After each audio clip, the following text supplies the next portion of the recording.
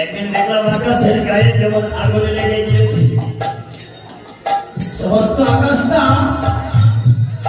আগুনে পড়ে গিয়েছে। আর আমরা তো খেলা করছি, দেখলাম হঠাৎ করে অগ্নিপিণ্ডটা আমাদের দিকেই ছুটে আসছে। আমরা তো দেখে ভয় পেয়েছিলাম, আমরা একবার চেয়েছিলাম আমরা পালিয়ে যাই, কিন্তু ভাবলাম আমরা যদি চলে যাই তাহলে যদি আমাদের ভাই কানাইয়ের কিছু হয়, তাই আমরা কিছুক্ষণ দাঁড়িয়েছিলাম। দেখতে দেখতে দেখলাম কি জানো মা, ওই পাখির নিচে একটা শ্বাসের অংশ,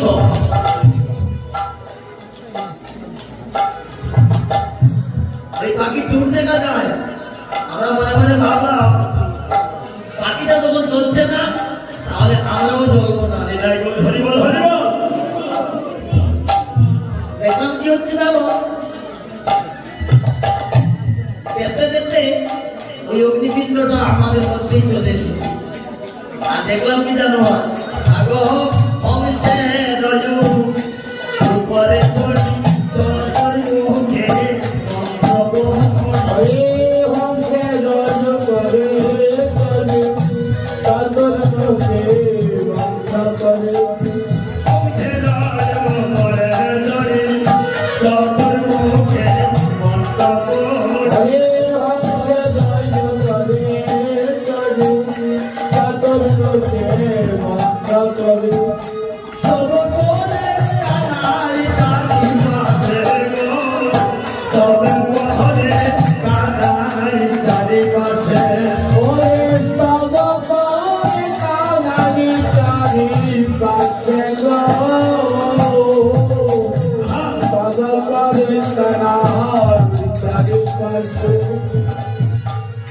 দেখলাম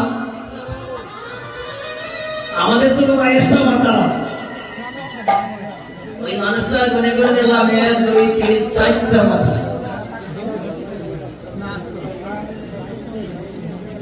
আর চতুর্মুখে মন্ত্র জপ করছে আর পায়খানাইকে প্রদক্ষিণ করছে। পায়খানায় কি যেন বললো, উনি চলে গেলেন।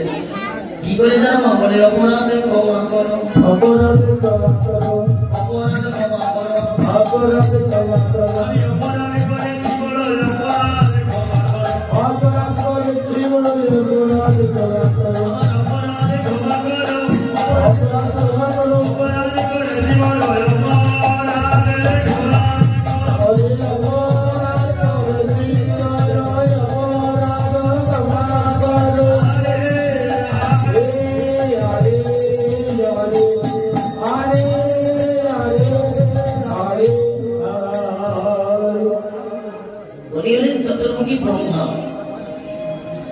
ভগবান কৃষ্ণকে পরীক্ষা করার জন্য নবলক্ষ থেকে নাকালগণকে গিরি গুহায় লুকিয়ে রাখলেন বলে ভগবান কৃষ্ণ তাকে শাস্তি দিচ্ছে। তিনি বুঝতে পারলেন অবিলম্বে উনি আমার জগতের প্রতি কৃষ্ণ, তারে না বলিলাম আর আপন অকর্ম দিচ্ছে না বলে মরিলাম। তাই দেবরাজ ইন্দ্র হইয়া ভগবান কৃষ্ণকে প্রদক্ষিণ করে আর বলে আমার অপরাধের ক্ষমা করো,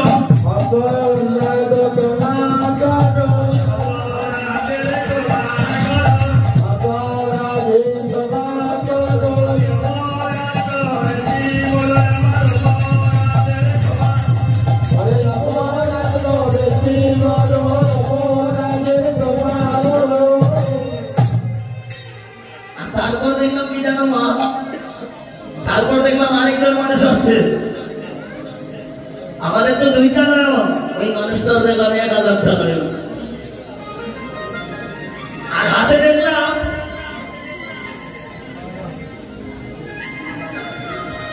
একদম ভদ্র,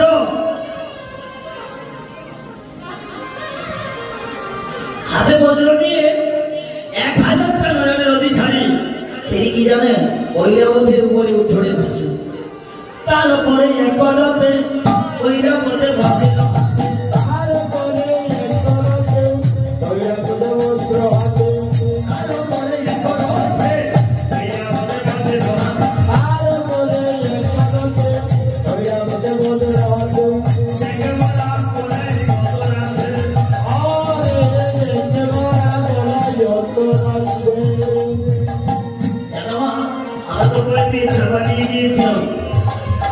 কিন্তু দেখলাম সেই মানুষটা পায়খানায় ইঙ্গিতে কি যেন বলতো, পায়খানায় কি যেন বললেন, উনিও চলে গেলেন। আর তারপরে একটা মানুষ আসলো মা,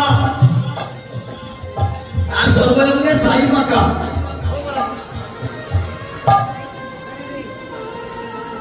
আর মাথার মধ্যে জটা, শিরে জটা, তিলচন বস্ত্রে বিভূষণ সদায় জপয়ে রাম নাম, বলি রাম নাম জপে মা, রাম নাম জপে মা, রাম নাম জপে মা, রাম নাম জপে মা, বস্ত্রমাকা সেই মানুষ রাম নাম জপে মা, বস্ত্রমাকা সেই মানুষ রাম নাম জপে মা, টিকা দাও লাইয়ের মতো, টিকা দাও লাইয়ের মতো, টিকা দাও লাইয়ের মতো, টিকা দাও লাইয়ের মতো, টিকা দাও লাইয়ের মতো,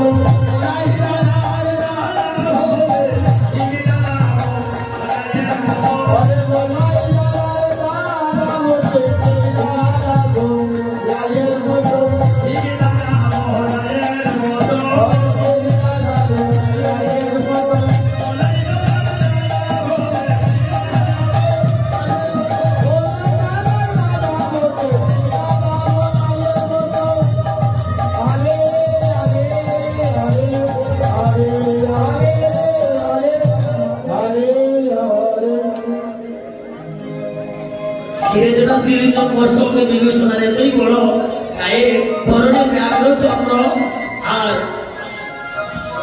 সবাই রাম রাম করে বৃষ্টি শিক্ষার উপর তুলছে বলে রাজসমতি বলছে উনি দেওয়ালিদেব মহাদেব।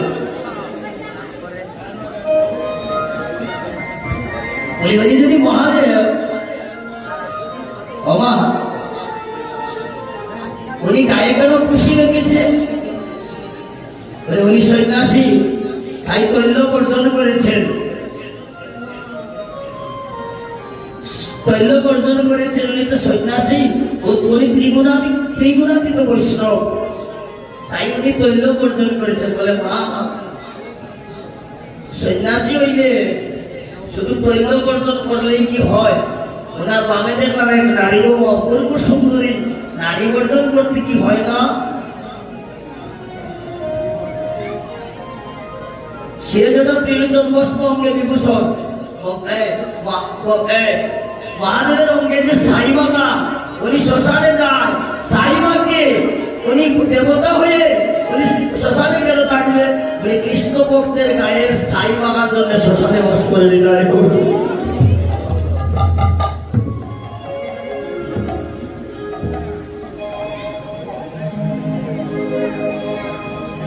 ওই আশা নিয়ে বসে থাকে কখন কৃষ্ণ ভক্তকে ঘুরানো হবে, আর তার গায়ের সাই যদি আমি অঙ্গে মতে।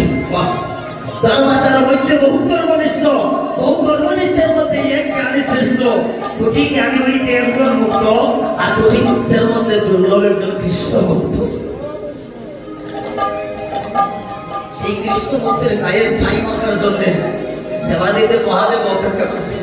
সেই ছাই গায়ে মেখে শ্রীরাম, মহাদেবকে নিন্দা করিস না, উনি ত্রিগুণাতীত বৈষ্ণব, তুই তো এক রকমই রেখেছিস, সহস্র রকমিতেও যার বৈষ্ণবত্ব বিনষ্ট হয় না। সে যেই সেই পুরুষ নয়, সে দেবাদিদেব মহাদেব। আর দেখলাম তার মা, তার বাবা যে নারী দেখলাম, তার বাবা মেয়ে একটা নারী তুলনা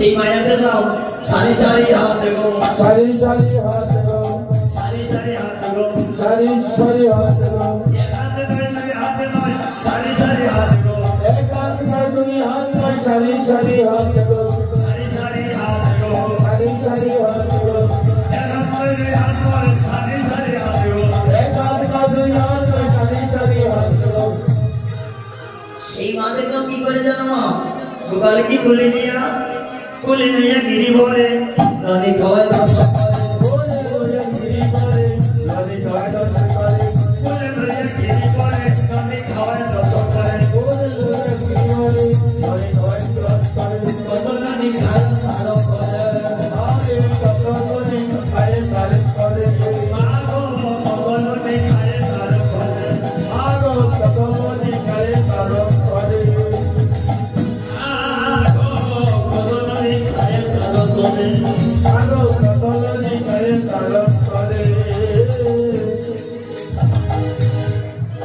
দর্শকদের নদীর সেবা দে আর কি বলে জানো মা সেই জঙ্গলের মা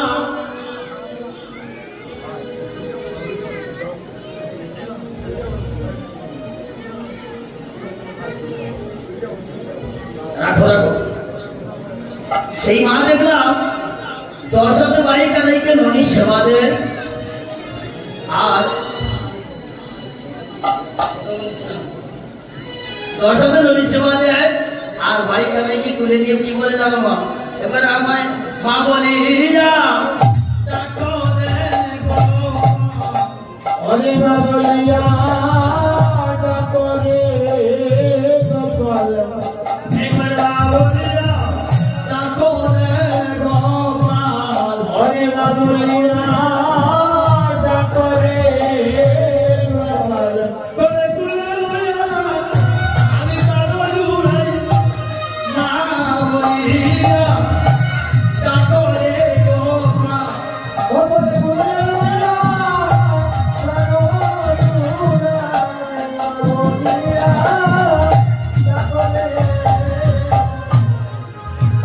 মাঝে শুনতে বলছি গোপাল কি মা ডেকেছিল না মা গোপাল মা বলল গোপাল কি বলেছিল গোপাল কি বলেছিল মা আমি সেদিন তোমায় মা বলিব সেদিন তোমায় মা বলিব সেদিন তোমায় মা বলিব সেদিন তোমায় মা বলিব যেদিন শান্তিপুরে যাবে তুমি সেদিন তোমায় মা বলিব সেদিন শান্তি করে যাবে তুমি সেদিন তোমায় মা বলিব সেদিন তোমায় মা বলিব সেদিন তোমায় মা বলিব শান্তিপুরে যাবে তুমি সেদিন তোমায় মা বলিব শান্তি করে যাবে সেদিন তোমায় মা বলিব সেদিন তোমায় মা বলিব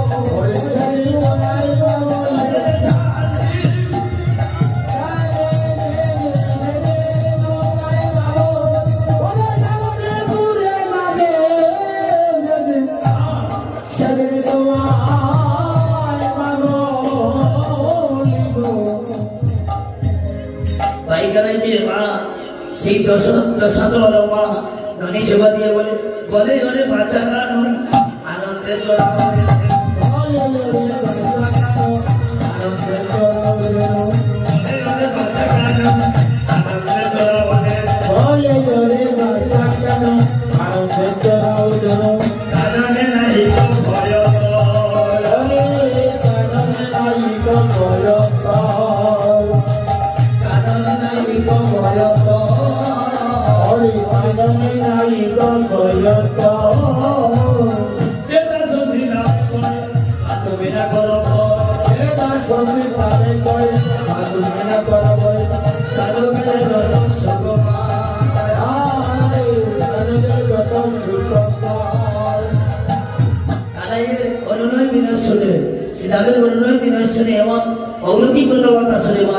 গোপালকে সাজাইতে লাগলেন গোপালকে সাজাইতে গিয়ে মা যশোমতী গোপালকে সাজাইতে পারলেন না যতবার গোপালের বদনের দিকে তাকায় ততবার মূর্ছিত হয় গোপাল সাজাইতে রইল রানী আবারিল গোপাল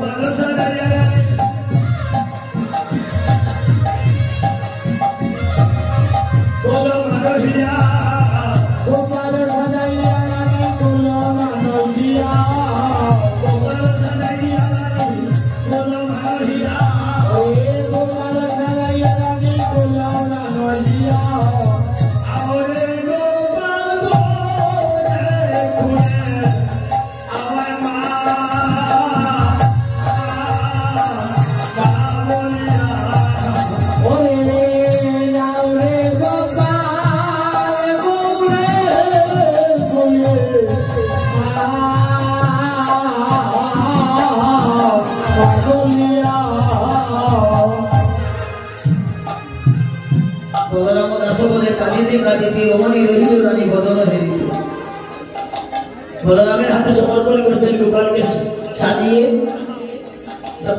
কনিষ্ঠ বলে দণ্ডাঘাত করলেন অস্ত্রকে হাত ধরিয়ে রক্তমন্ত্র পাঠ করিয়ে বলরামের হাতে তুলে দিচ্ছেন এইভাবে তুলে নিয়ে ফুলের ছেলে বলরামের হাতে সমর্পণ করছে আর বলছেন হা বলরাম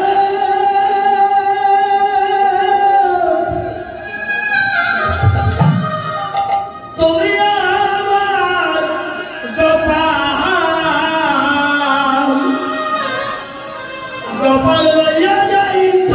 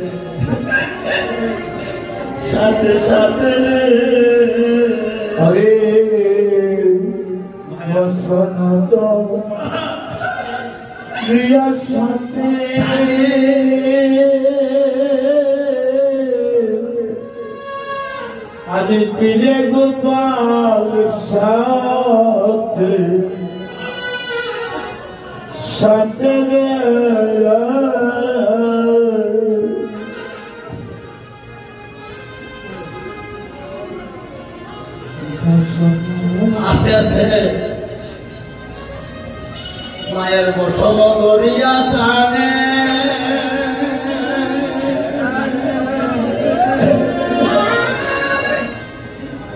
অমনি পিরে গোপাল সাথে সাথে আমাদের বসন দরিয়া টানে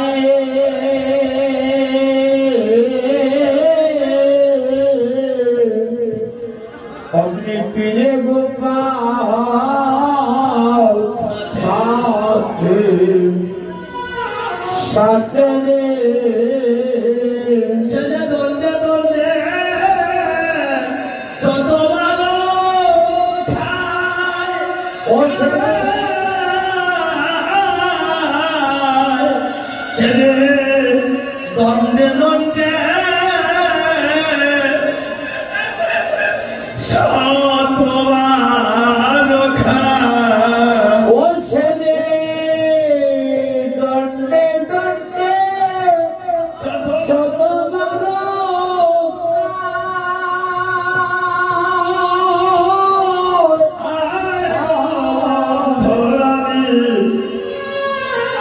সেজে দণ্ডে দণ্ডে শত বারো গগলে হলো দুধের মাথা মনেতে বিদায় গভীরা ওরে দুধের মাথা মনেতে বিদায় গো দিয়া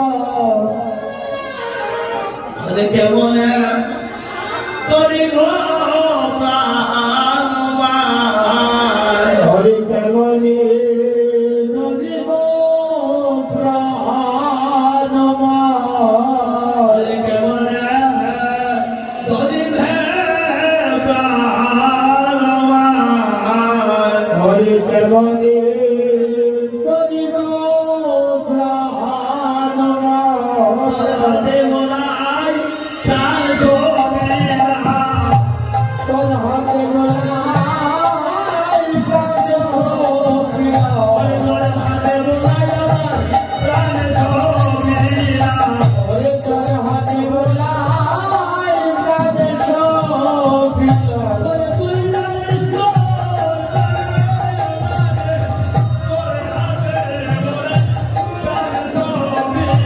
ওরে তুই জানিস তো তোর বেলারে তোর হাতে মোলাই প্রাণ শোভিয়া ওরে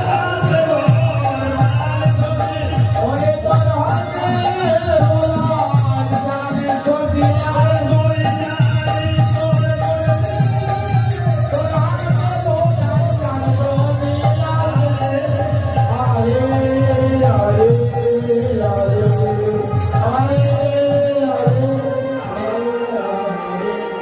বলরামের কাছ থেকে মায়ের কাছ থেকে বলরাম কানাইকে কুলে নিয়ে মা যশোমতীর চরণে প্রণাম করে গোষ্ঠ মঠের দিকে উদ্দেশ্য করলেন। ঠিক সেই সময়ে গোটে চলে যাদবমণি অতিল মঙ্গলধ্বনি শিক্ষামেন বদলী রসাল মন্দিরের বদলী সুন্দর শুনিয়া বিশ্বমানে সুকুমারী অট্টালিকা পড়ে ছেলে উনিকে চারিদিকে চায়। আর ঠিক সেই সময়ে রাধে কৃষ্ণ নায়ক হয় উপনির কিয়া কয় খাতে নাই মদনের ধরে ললিতাবিতে জটিলা কুটিলা বলছে তোরা কেউ আছিস আমার বধুকথা হঠাৎ করে কি যেন হয়েছে বলে আসে কয়েকজন আমাদের গ্রামের কোন বৈদ্য আছে সে যদি আসে তাহলে ভালো হয়ে যাবে। তাই মদনের ধরে পেয়েছে খাতে নাই মদনের ধরে বৈদ্য খেয়ে আসে আস্তে আস্তে বলে বিপদে যদি যোগ করে হ্যাঁ বিপদে যদি যোগ করে বিপদে কিন্তু হরিবল সবাই বলে আর বিপদ যখন কেটে যায় কেউ আর হরিবল বলে না। বলে বিপদে পেয়েছে তো বলছে সে কোনো বৈদ্য বলি তাকে নিয়ে আসো বলে সেমন বৈদ্য নামটা কি বলে হলধরের ছোট ভাই হলধরের ছোট ভাই হলধরের ছোট ভাই কারো নাম হয় কি হলধরের ছোট ভাই তার নাম কি আস্তে আস্তে বলছে কানাই কানাই কানাই কানাই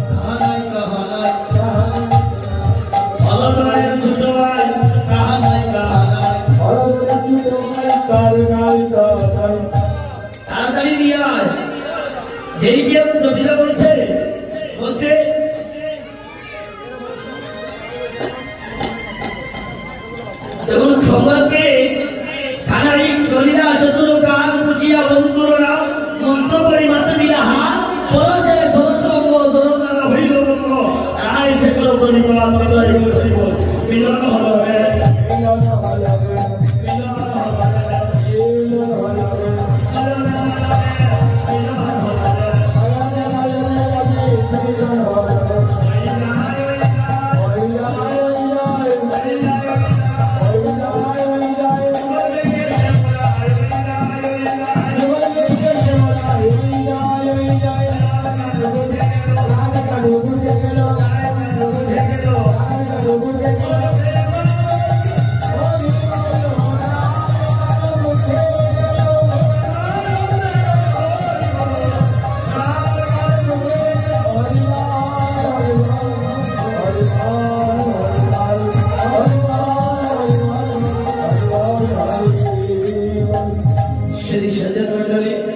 আমার প্রাণের ভাই সুমন দাস আসছেন আপনাদের মধ্যাহ্ন ক্রিয়াপালা নিয়ে আপনারা ওনার সমালোচন করতে অনেক কৃষ্ণকতা শ্রবণ করবেন।